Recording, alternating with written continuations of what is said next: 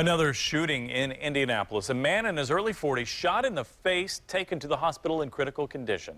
Police say it happened inside a house at 707 North Chester Avenue on the city's east side just before 5 this evening. There were two victims. One man shot and another man suffered cuts to his leg. Police say the two men ran out of the house looking for help. Metro Police are still looking for suspects.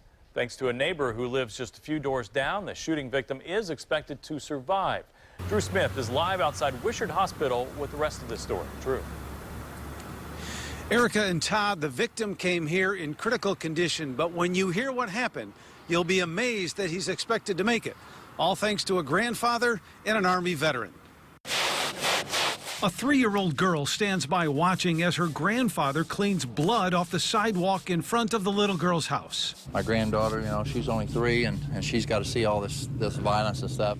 Gary Hall is an Army veteran. He found himself working like a medic late this afternoon. Both victims running from this house where the alleged crime took place down the street to where they ended up in front of the home of Gary's family. When a man come in between the houses screaming for help, and he was covered in blood, and it said that his buddy was shot, and they were still in the house to go help him.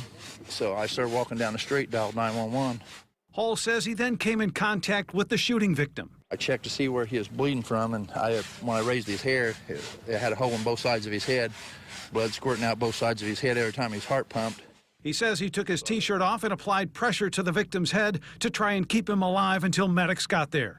Hall says crime is rampant in this East Side neighborhood. As he cleans blood from 2 victims that he helped, he worries about his grandkids. You can't let them go outside and play and stuff, and why they can't go out and play, and it's ridiculous.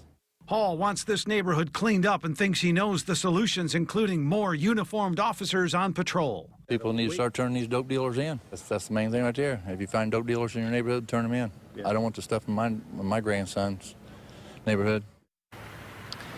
Police say right now there is no indication that this shooting is any way connected to any of the recent shootings here in Indianapolis.